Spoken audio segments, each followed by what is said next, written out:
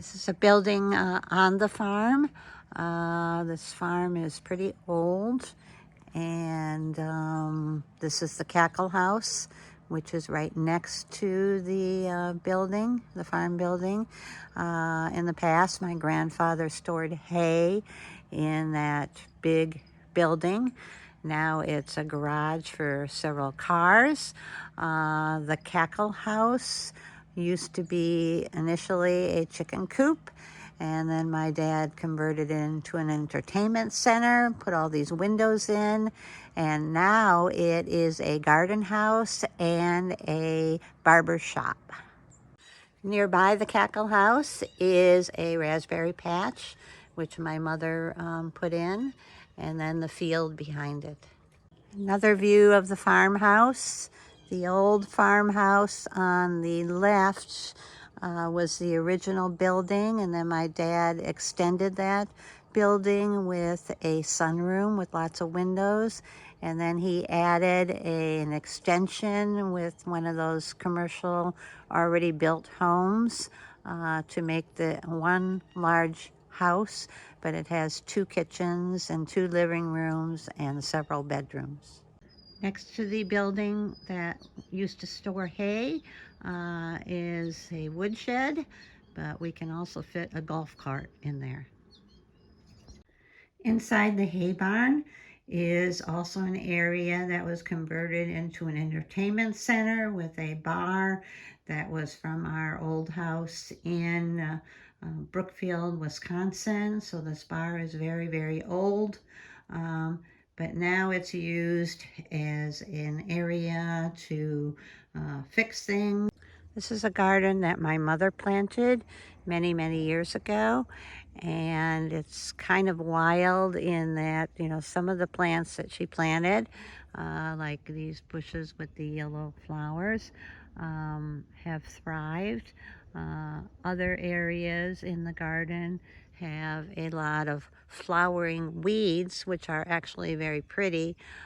This goldenrod here is considered a pest in that it can kind of take over your fields, so they discourage planting those.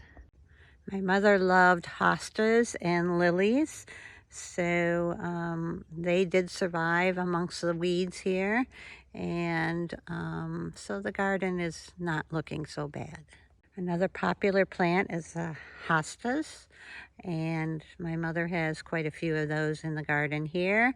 I'm trying to keep them alive and the weeds away by putting down green carpeting.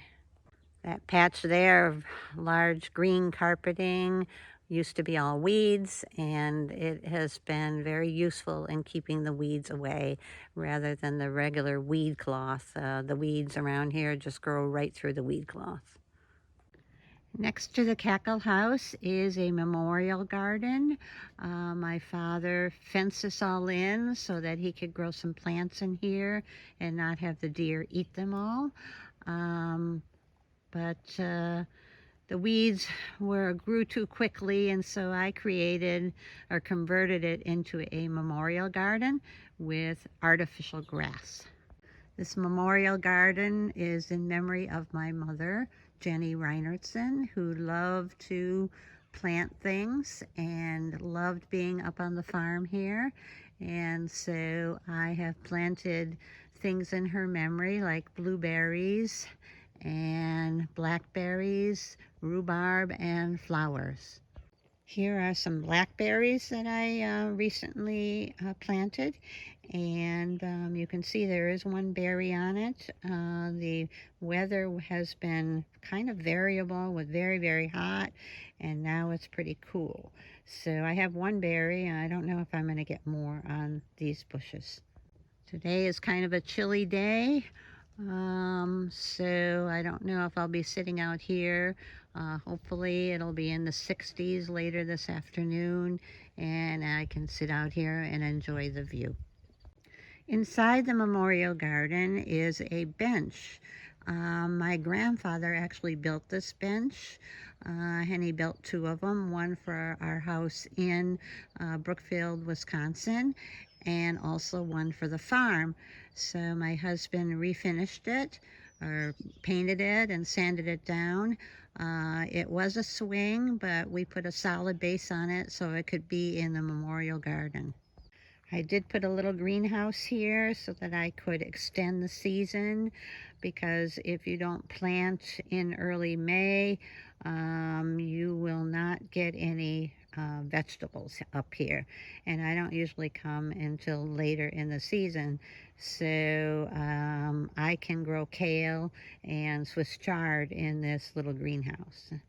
On the farm, you also need to be a little innovative because supplies might not be readily available.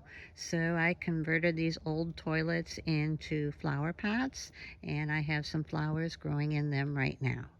Here I have a variety of blueberries. There's actually 3 different varieties. I did get some blueberries this year when I came up. Blueberry season is usually around August to early September. I was able to buy lots of blueberries. I bought 10 pounds of fresh blueberries, and I put them in the freezer, and I've been eating them ever since August. This beautiful flower here is called the sedum, and they can flower for most of the season before winter up here in Wisconsin. As you can see, these flowers are very beautiful, and it's in the 40s today.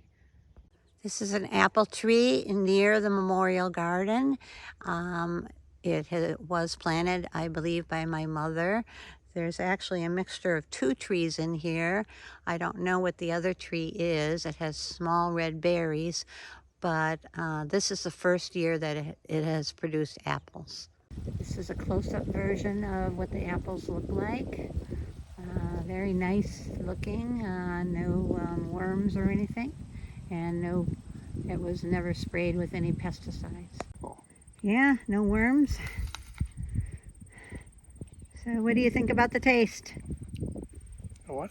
How does it taste? Tastes good. Yeah? Is it sweet or sour? Sweet.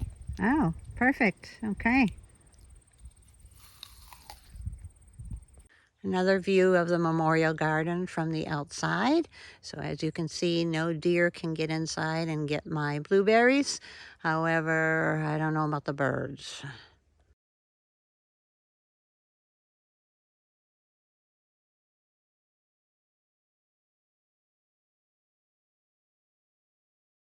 Okay, I'm going to start a golf cart tour of the property. My husband made a pathway here through the field.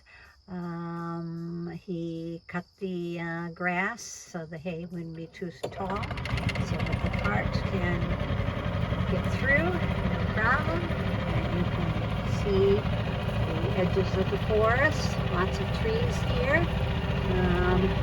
Not ready to harvest yet, but maybe in the future. Okay, we're doing a golf cart tour of the property. And kind of fun to ride around on the farm this way and explore the property. The trees are starting to turn colors. It is September. As we continue the golf cart tour on the end of the field, my father grows hay. Another farmer next door is growing corn, as you can see here. As we continue our farm tour, you can see that we are very close to the highway here, County Road O, and it's a very rural area, not much traffic at all, occasionally a car or two. Across the street from the farm is a area where the loggers are logging and harvesting some wood, some property that belongs to another person. You can see a little shadow here, that's kind of cool. I'm taking a little video of the farm, and this is actually the area that Al Tool cuts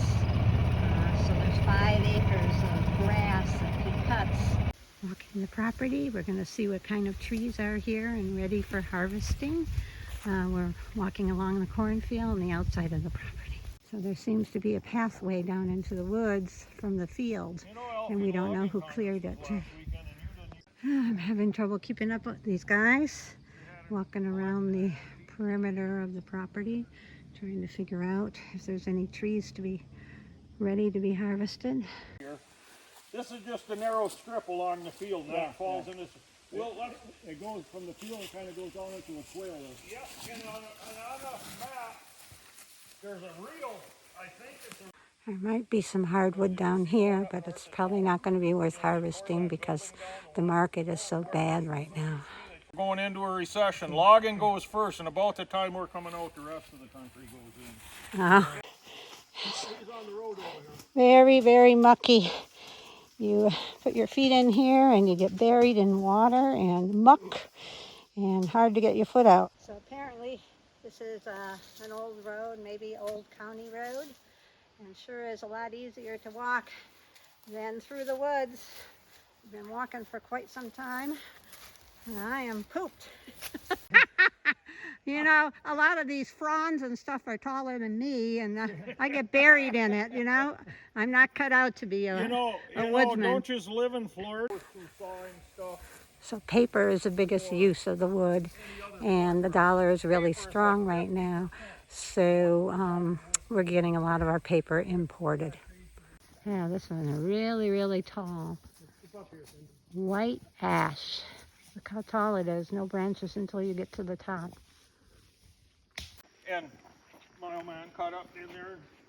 Anyway, then it all came back. They cut it again. The third crop of popple is in there now in my lifetime.